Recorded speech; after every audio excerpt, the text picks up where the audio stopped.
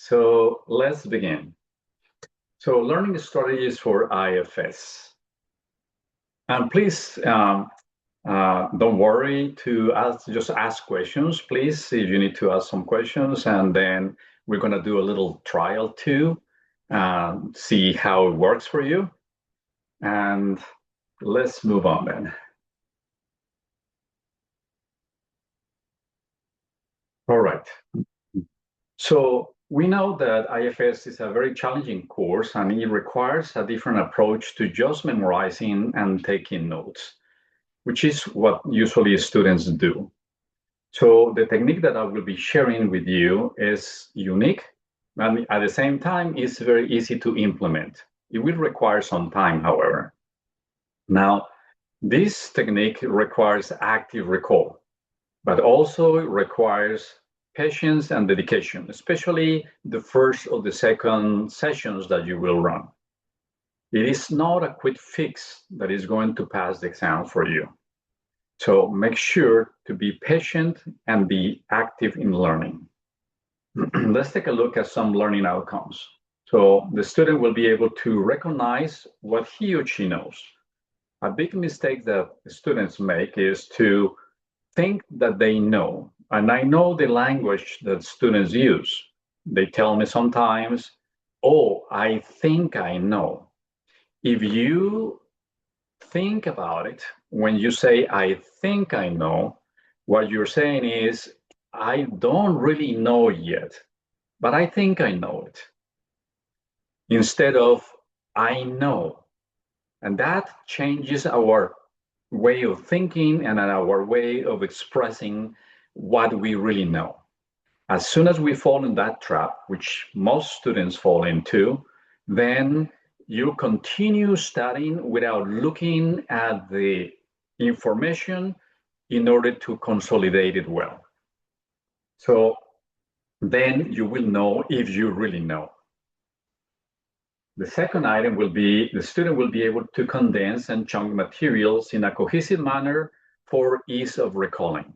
And that is very important because sometimes, due to the enormous amount of information that you will be learning, we start just chasing after information. I'm going to learn this, I'm going to learn that, and there is no structure. And when there is no structure, then things start just flying all the way around. I need to learn this. I forgot about this. I forgot about this other one. Rather than just grab one subject, take a look at it and learn it and know it. So that's a big difference. The students also will be able to learn how to integrate the material in a way that is conducive for later retrieval. So initially, it seems like we're going to be studying in a silo. Yes, we need to. We need to know what are the structures of the brain, for instance. You need to know the names and you need to know where they are located in order for you to be able to integrate that material with, let's say, biomechanics or the movement of the upper extremities. If you don't know the basic neurology, you will not be able to integrate. So you need to be a little bit patient with yourself.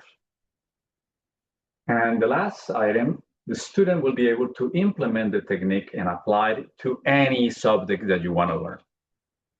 So let's see. Let me change this. So what is this active learning I'm talking about? So according to Active Learning, it's a website at Purdue University, an active learning strategy is any type of activity during class or face-to-face interaction or even outside class that engages learning in deep thought about the subject matter in your course. Now, when you're starting to learn, the initial thought is, am I learning this at a deep level? Initially, you will not. You need to learn first what is that about in order to go and engage deeply with the subject. If you don't know where the cingulate gyrus is, then how are you going to learn deeper that concept? First, you need to know the basic structures and then build upon them. So we need to be active participants in the learning process.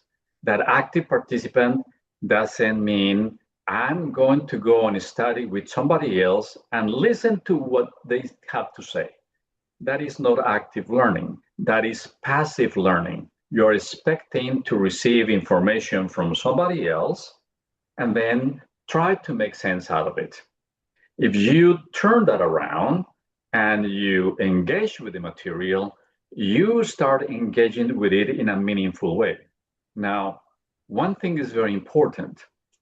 If we start studying with the dread of having to memorize things, then you're going to have a hard time. Instead of that, try to study with curiosity.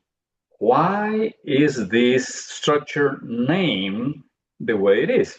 For instance, because if you notice, many of the structures in anatomy are like a foreign language, right? The cingulate gyrus. What does it mean, right? But if we become curious about what is the meaning of that, then we start digging a little bit deeper, and then things start just clicking in. Okay, so in this active recall, we are going to get our mind and our brain working over time. But that is going to give us the fuel to continue learning. So we're going to divide that into 4 easy to handle topics. So first, what you have to do is organize what you're going to learn by engaging first in active learning and then active recall. So give me an example of how you learn. For instance, Sam or Matthew, what do you do when you first get some material that you need to understand? So when I first get the material, I like to, well, beforehand, I think it's best to go over the slides beforehand in class. And then after the fact, the best way is to be able to explain the material to a classmate in a way that they understand. So you're teaching the material to your colleagues. And I feel like that way it's cemented in your knowledge. Sure. But right there in between, there is a lot of more things to do in order to arrive to that point. And that's what Yes. I'm going to show you, right?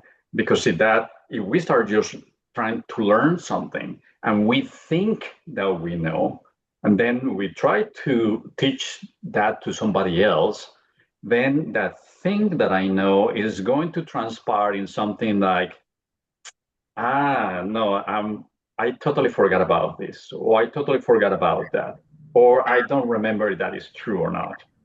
And then we start guessing. And guessing is a trap. As soon as we start guessing, all kinds of blanks start entering the mind. And guess what is going to happen during the exam? You're going to guess. And you're going to select as an answer that is kind of familiar to you, but it's not the correct answer. Because familiarity starts to replace truth. Because we have seen it many times, but we have not really consolidated that information, therefore we guess, right? So we need to first organize what we're going to learn. And we need to organize it in a way that is manageable. Meaning you're not going to be reading the textbook from cover to cover and then try to get something out of it. No, you're going to focus on, let's say, 10 structures on the brain. And that's all you're going to do. You're going to focus on that. So you have to think, is this manageable for me? That's the first step. If it is not manageable for you and you feel overwhelmed by it, you need to scale it down. So don't try to learn 2, 3, or 4 pages of information and try to chunk it. It's not going to work. You have to make it a little bit smaller, and you see, because that builds the momentum for you to continue learning. Because every time you approach a subject and you learn, even if it is just a little bit, that reinforces your ability to continue learning rather than try to learn a lot, and at the end, you might remember 1 or 2 facts, and that is not going to give you a positive feedback. That is going to deter you. That is going to overwhelm you, right?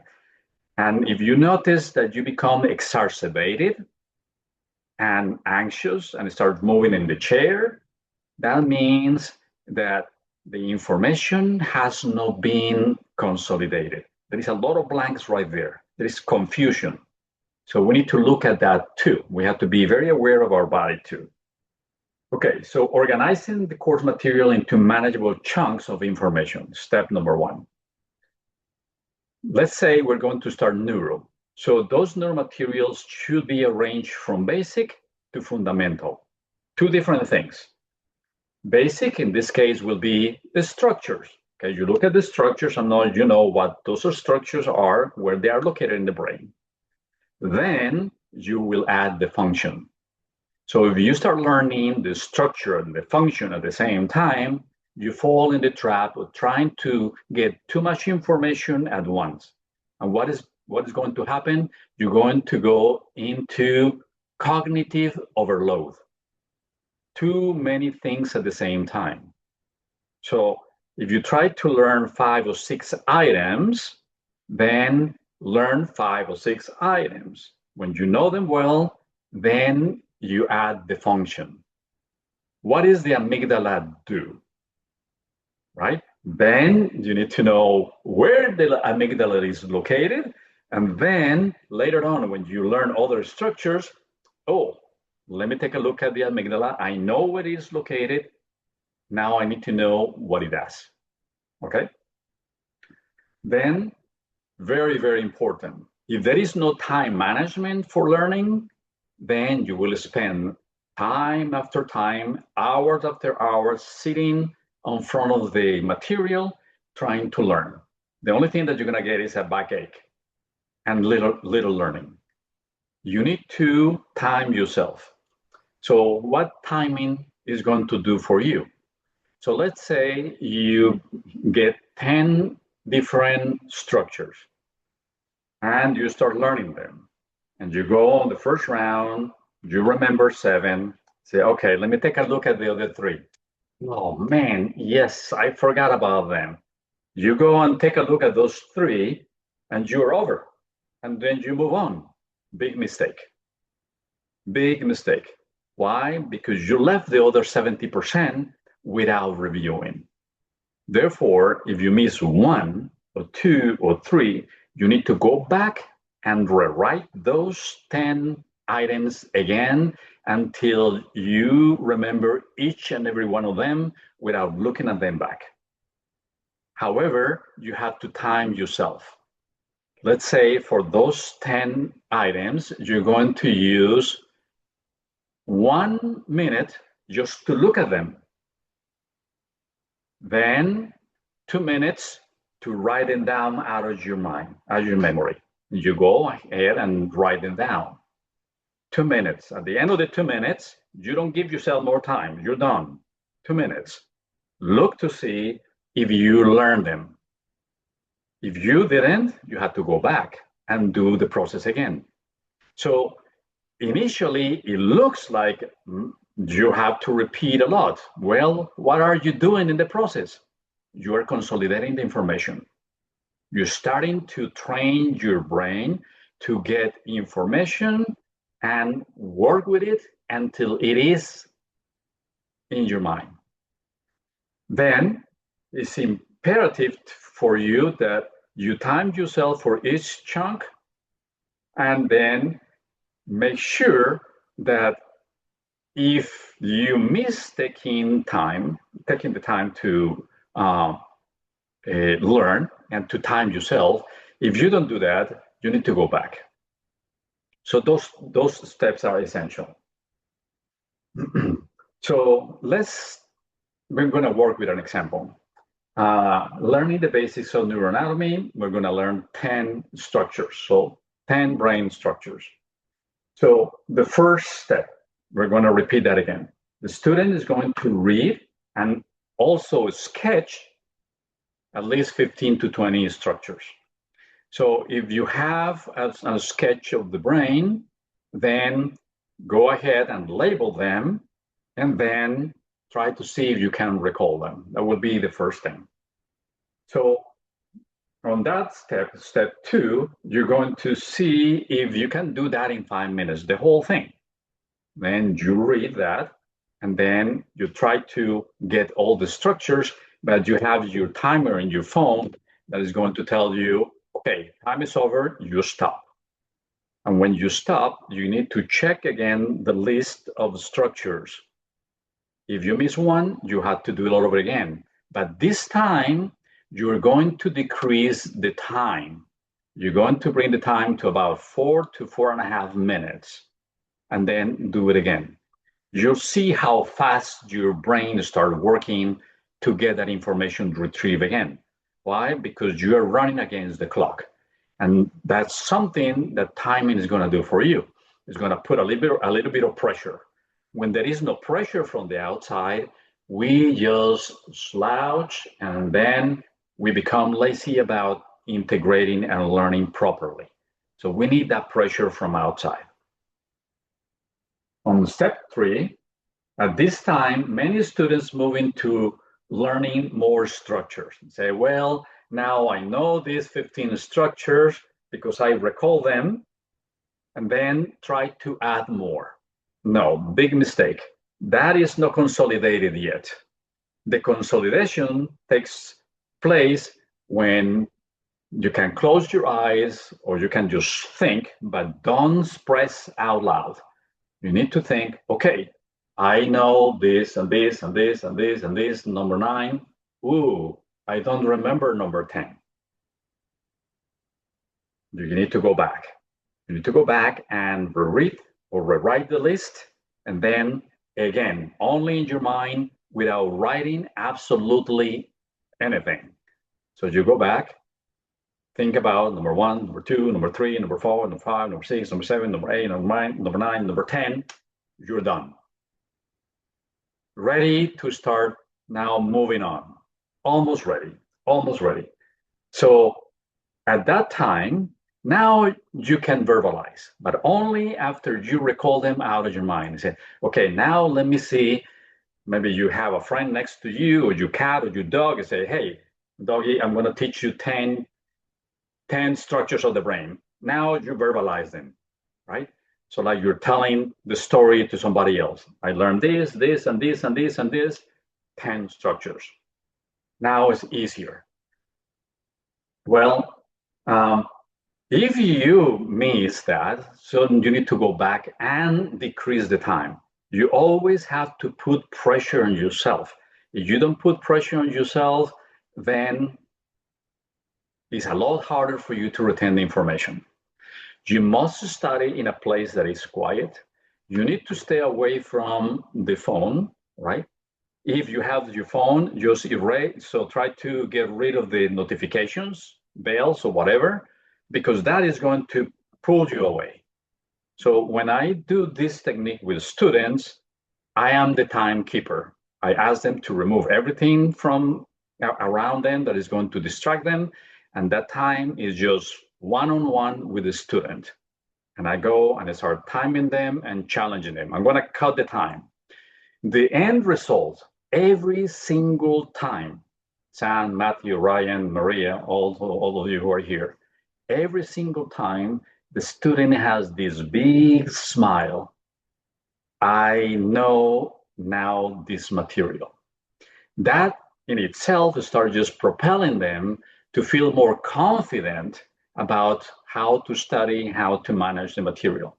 That confidence is essential. When a student doesn't feel confident about what they just learned, then they cannot build upon more material.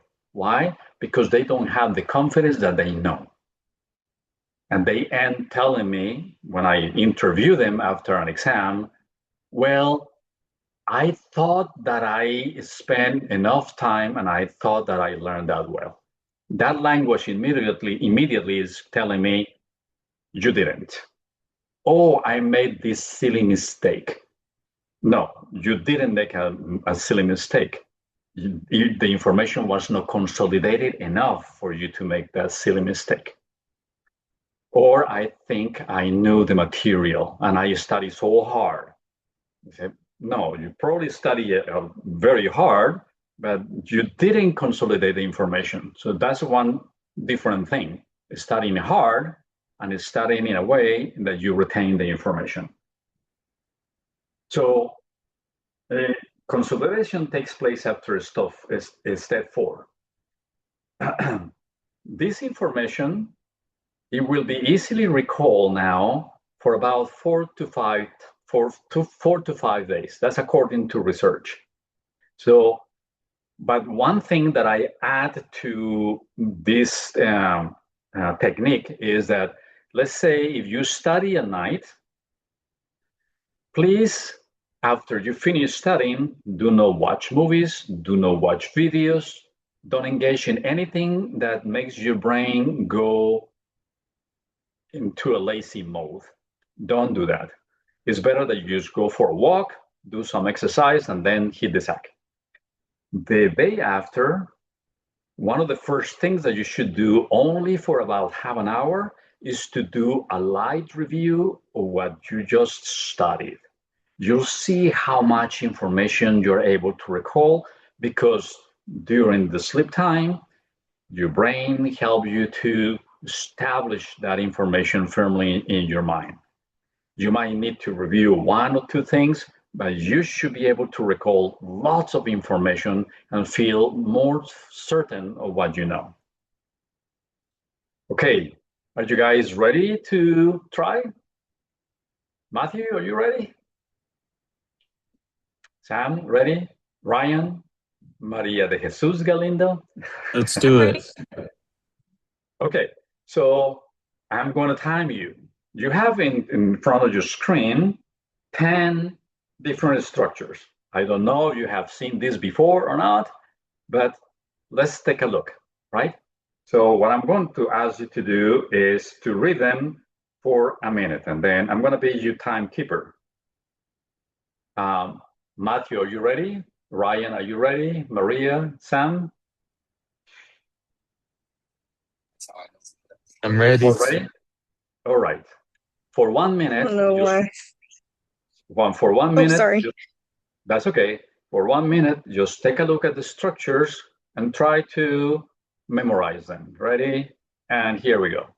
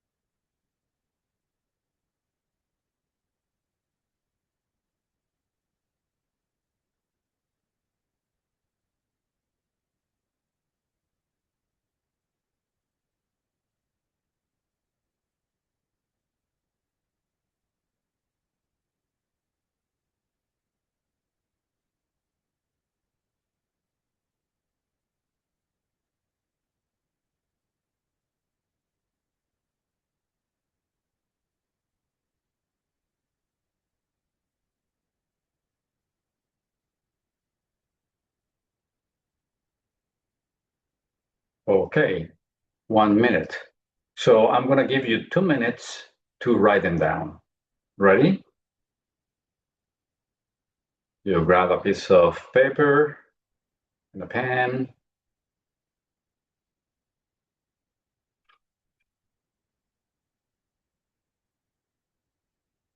Don't look at the screen no more.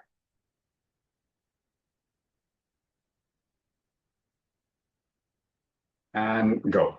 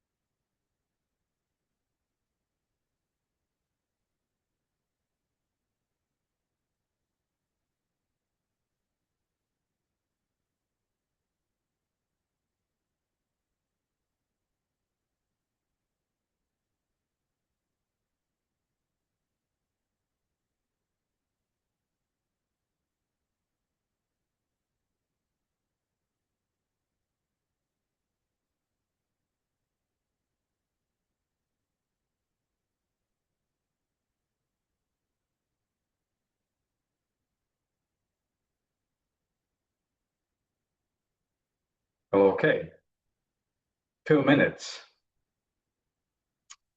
Did you get all of them?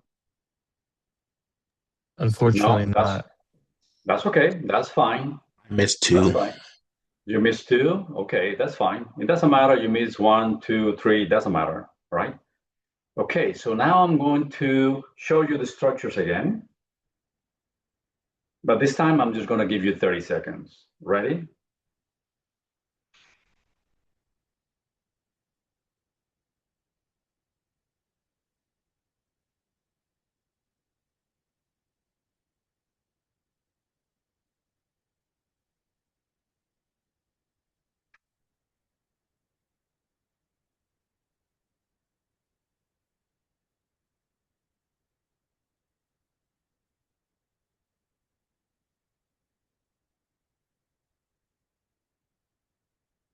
Okay.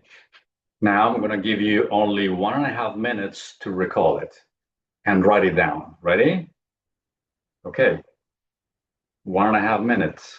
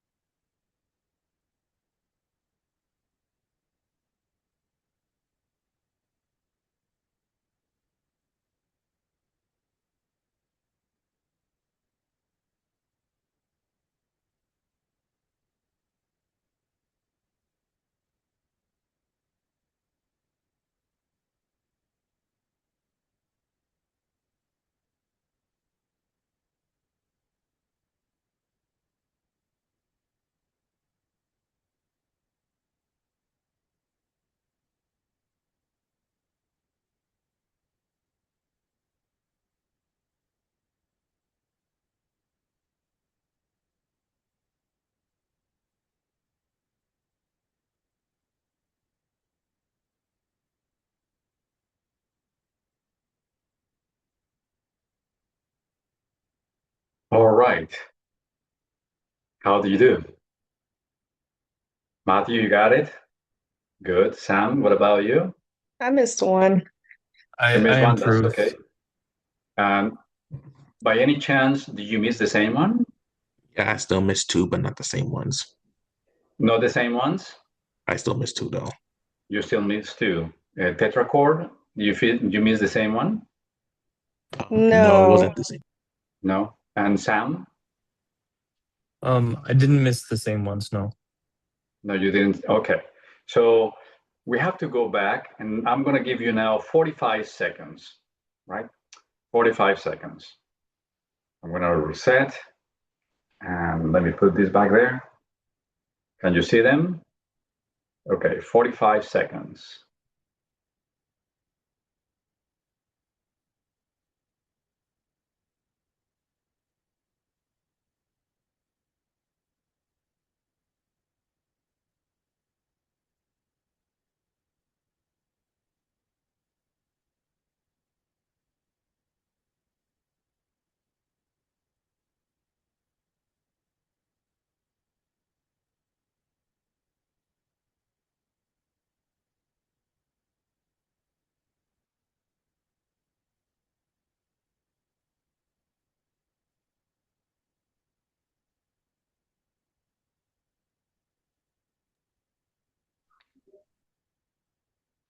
All right. And now I'm going to give you 1 minute and 45 seconds to recall. Ready? Let's go.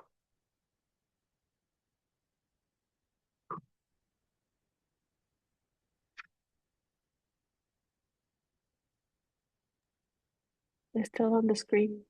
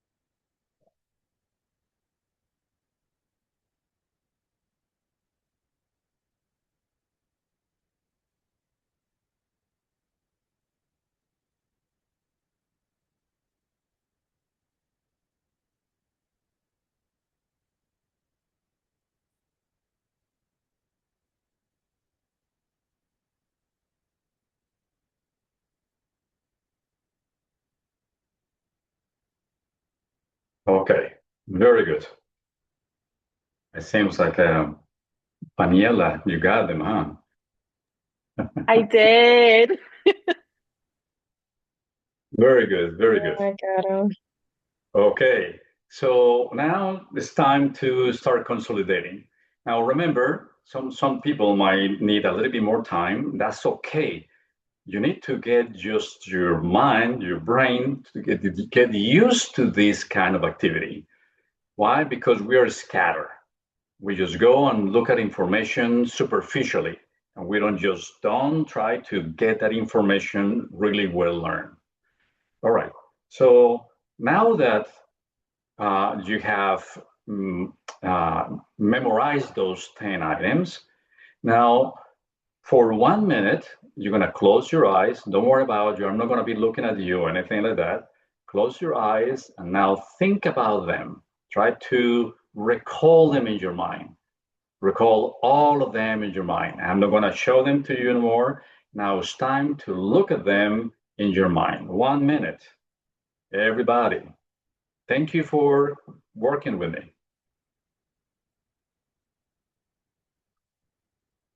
Even if you learn 8 or 7, doesn't matter. Just close your eyes. Just go through the paces at least, and you'll know the technique.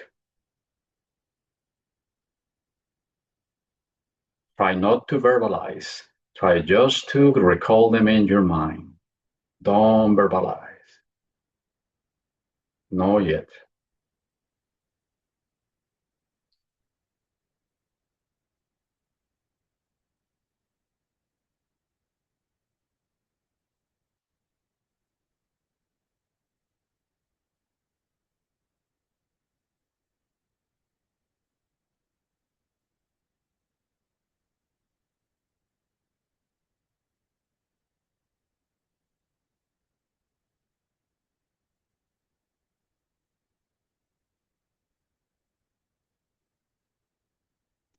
All right.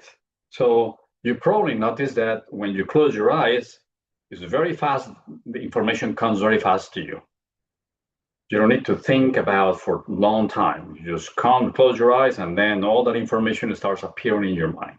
For some people, it's going to be a little bit easier than others, but eventually that will take place. How do I know that?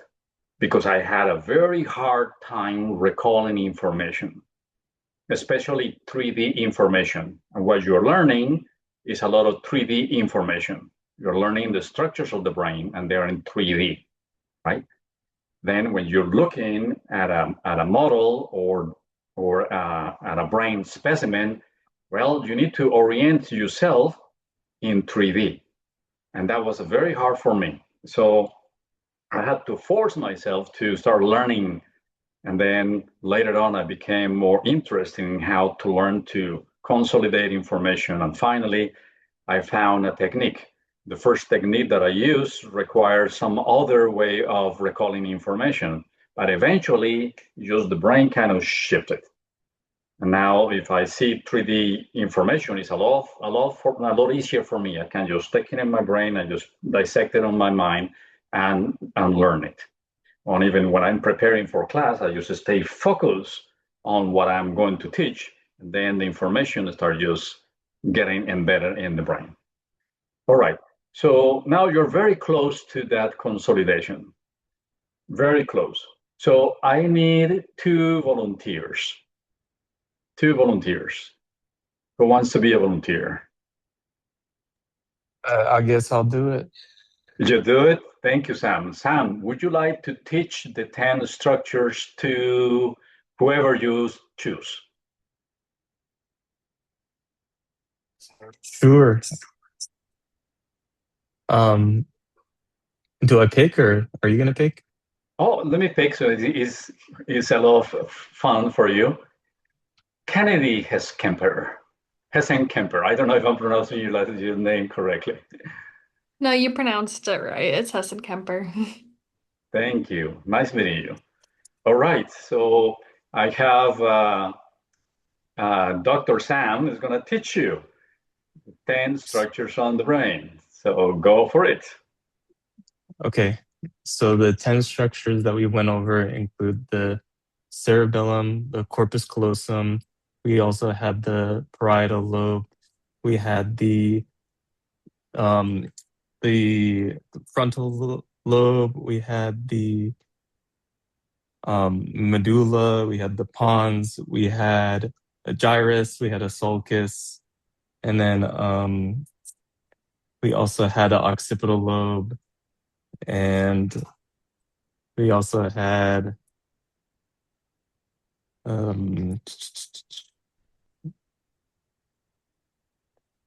if I didn't say this, I already thought on this. That's what I can recall at this point. That's fine. So that's 9 out of 10, right? 9 out of 10. And I bet that later on, in an hour, 2 hours later, you will be able to tell that story again. It just requires just one more trial. Maybe you need to look at them for a little bit longer, and then they will stick. I need another volunteer. Can I volunteer you, Faniela? Sure. Okay. Would you please Yes. teach to somebody else? Let me see. Maybe to, let me see, Clayton John. Dr. John, you're going to be taught by Dr. Luciano, 10 structures of the brain. Go for it. Hi. So we learned the cerebellum. We got the frontal lobe, occipital lobe, the lateral ventricle, right? We also have the medulla oblongata. We got the pons as well. There's also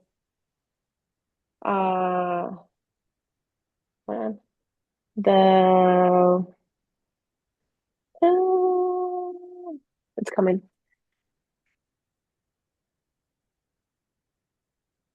We got the thalamus. We got missing 3 more.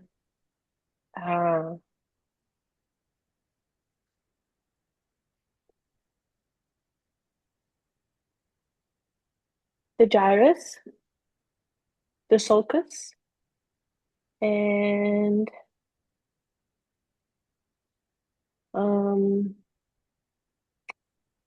can't remember the last one. That's fine. That's fine. So thank you. Thank you for participating. So that tells you, right, in that recall, that when we do it and then we think that we know it, you see, that is the little trap. I think I know them. So we need to go and do that recall. After that recall, one next step that you should follow is writing down. If you miss one, you have to go back again and do it. As you see, now start just flowing. After that flow, then you go and start studying. So Clayton, did you learn the 9 or you know the 10 already?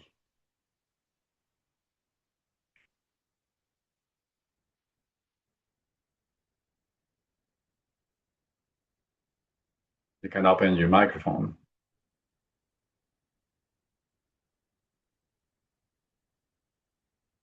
It's on the left side, on the bottom.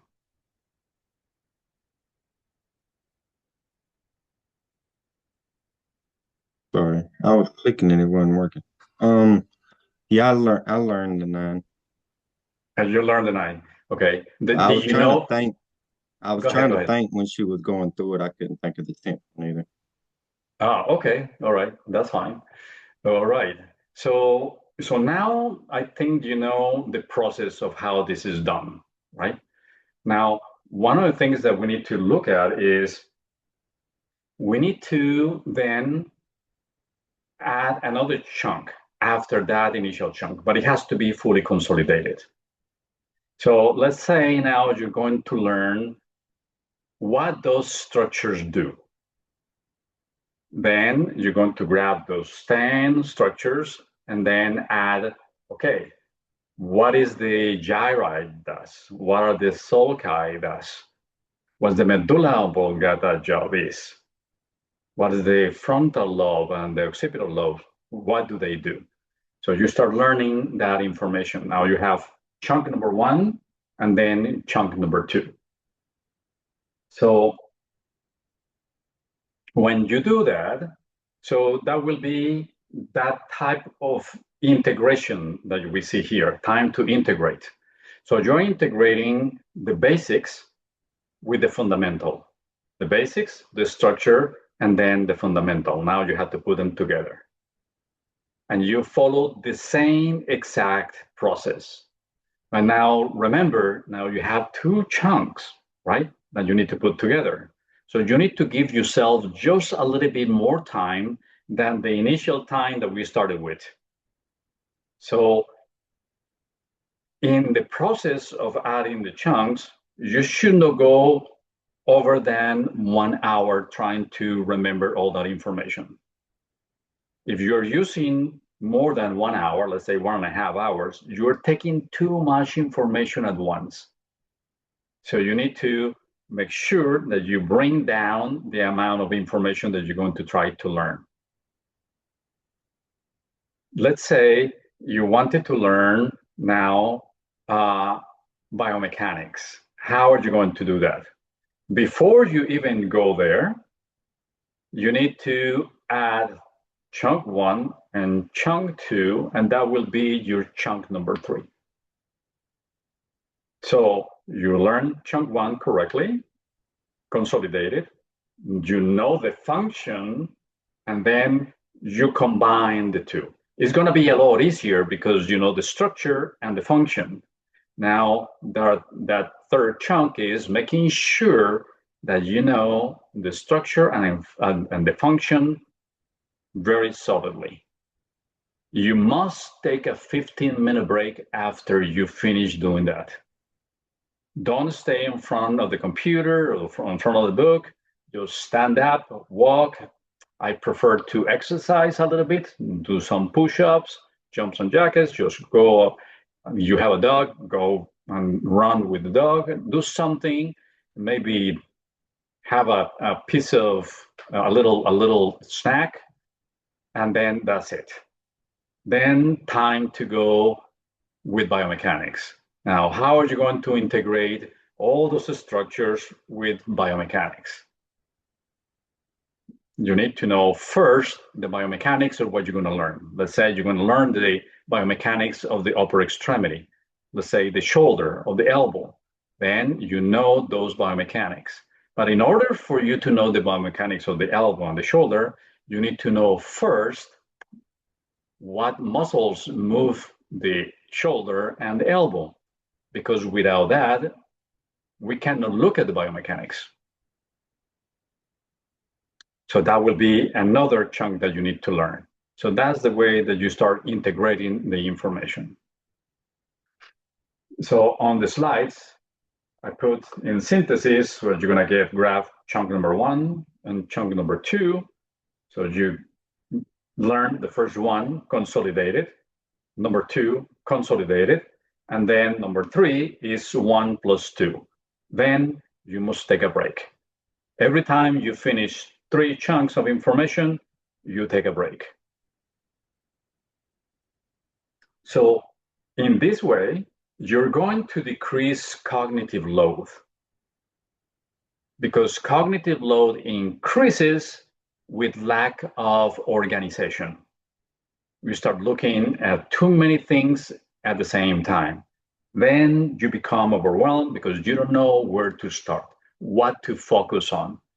Then we start complaining, why don't you give me the information that I need to learn? So, well, the information that you need to learn is there. What you need to know is how to organize that information for you to learn it. Some of that information is crucial and essential. The other information might be a glue that allows you to understand the rest of the information. So it is important that you please don't try to learn the information from the textbook from one page to the final page, right? From cover to cover. Don't make that mistake. There is too much minutia that we don't need to learn. So when you do your study, make sure that you check with your instructor. You can check with me too, you want to. So you send me an email and ask me, can I have a meeting with you for half an hour or so? and check to see how I'm going with my studies. Then I will go and meet with you and I will ask you, okay, what did you learn? What did you chunk and what did you study actively? And then you tell me that subject, and then say, okay, give me the information. What do you know? When you give me the information, I will ask you questions about that information that you learned to see if there is full understanding of what you learned. So that is another way to check to see how you're doing. Or just ask one of your friends, hey, let's study together. But when you study together, make sure that you know your stuff.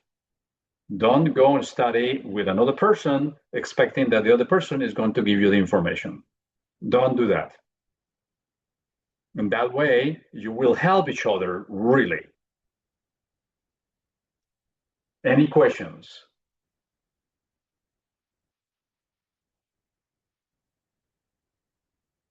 Sam, Clayton, Daniela, Kennedy?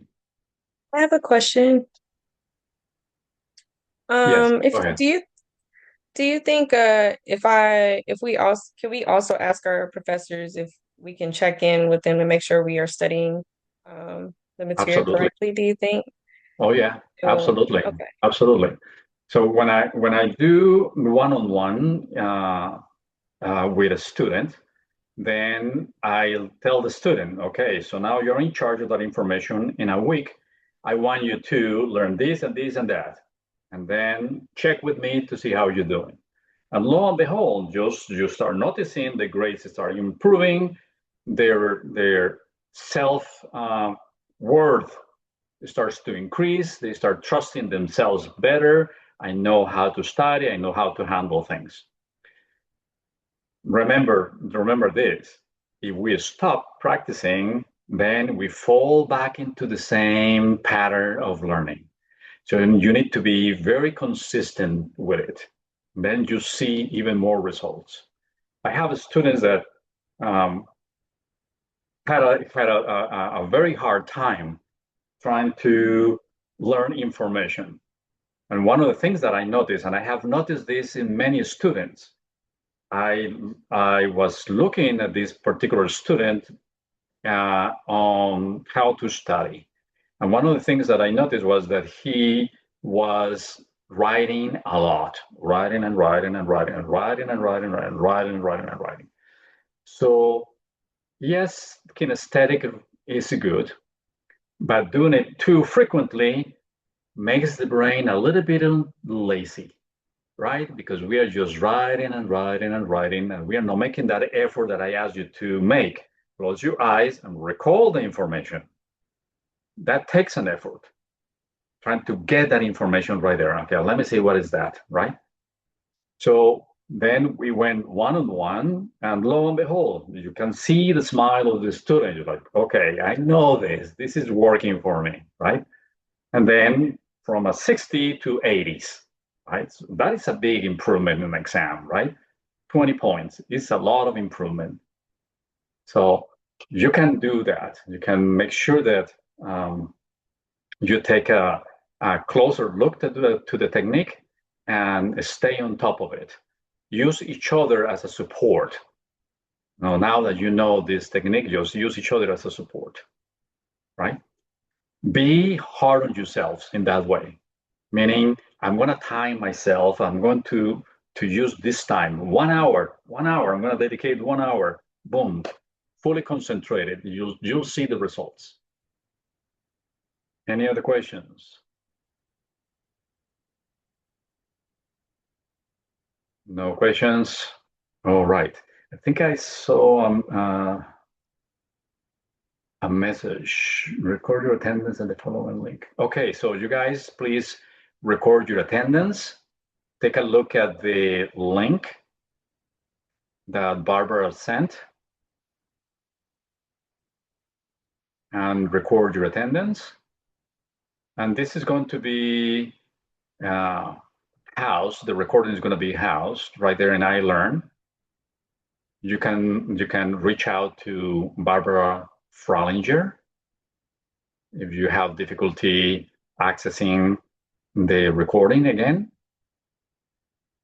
but I think with the practice that we did today, you will be able to implement the technique.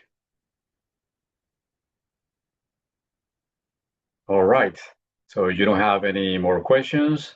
So thank you, Clayton, Sam, Fanella, Tetracore, everyone for attending.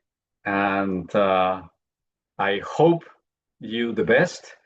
Please, if you are here in the San Marcos campus, I teach for the Flex program in San Marcos. And then you can reach out to me, or you can reach out to Dr. Tison, right? He's a very smart guy. So please reach out to him too, and he'll be able to help you. All right. It's been a pleasure meeting you. Thank you very much for attending. Thank you Thank so you. much. Thank you. Thank you so Bye-bye. much. Have a great day. Thank you. Thank you. Bye. Thank you. Thank you, Matthew.